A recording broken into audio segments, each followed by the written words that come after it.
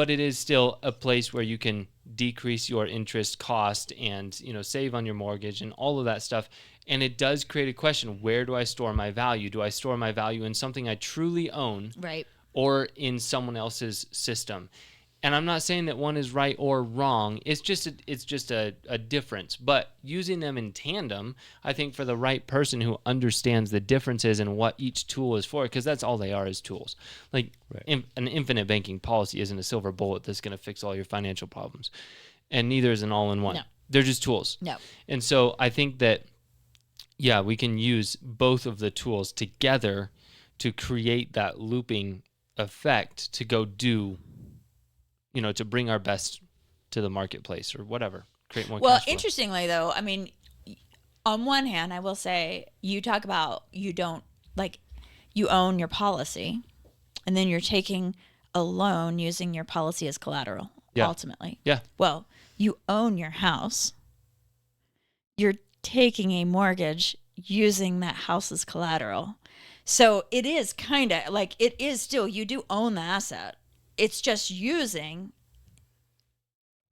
that as your collateral. So from that standpoint, and I mean, it's less about, for the person who is so far along in all of their finances where they're honestly sitting there trying to decide where they put their money, like that can be a very interesting conversation that I would love to have with them, because at that point they're like doing so well as far as all the different things and all the different ways they could be deploying capital. Like deciding which to pay back is honestly the like the easy part, right? Like the fun part of let's run through numbers. It's again for the person who mortgages, like, for most Americans, are their largest obligation. How in the world do you do it better? How in the world do you not have this siloed thing that you've stuck over here because it's the payment I have to make, and then you don't pay any attention to it, and you never even pay attention to, oh my God, even at a 3.5% mortgage over 30 years, the amount you paid in Ingrid would probably make you freaking cry. So if there's a way to do that more efficiently,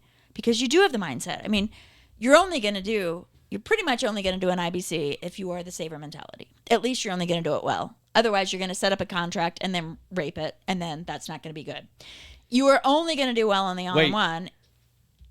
I disagree with that. Give him a chance to respond, because I don't think he agrees. Because that's a strong statement. And maybe I've just clarify what you mean by a saver mindset. What do you mean by that? So somebody who's actually responsible with their money. Okay, that's totally different than a saver. They aren't going to set up a policy and then immediately pull all of it out and go, okay, like I set up this policy and I'm going to take it all out because I, like, as a loan against it, which I never plan on paying back because I'm not responsible enough to do that. Yeah. No, I agree with that. Someone who's responsible with their money. Now, I wouldn't define someone who's responsible with their money as a saver for general. That's true. Okay. I agree with that because that unfortunately, implies, saver is the concept. Yes. Low risk. Saver is the concept of the person who is actually. Yeah, that's true. That is a good point. That so terminology. The spender and the saver is what we typically think of. Let's just say responsible. Let's just say the responsible person is the one doing the IBC. Yeah. You're only going to qualify for an all-in-one if you are the responsible person. Like, that is it. You have to be responsible with cash flow.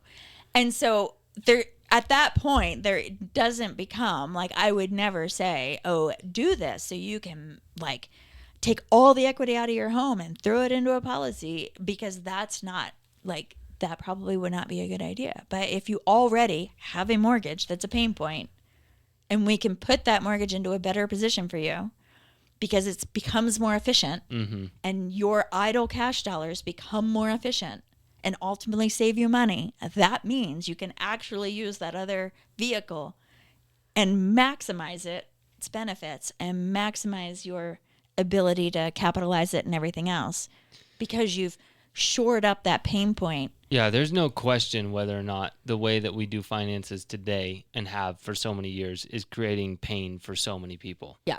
No question. Yeah.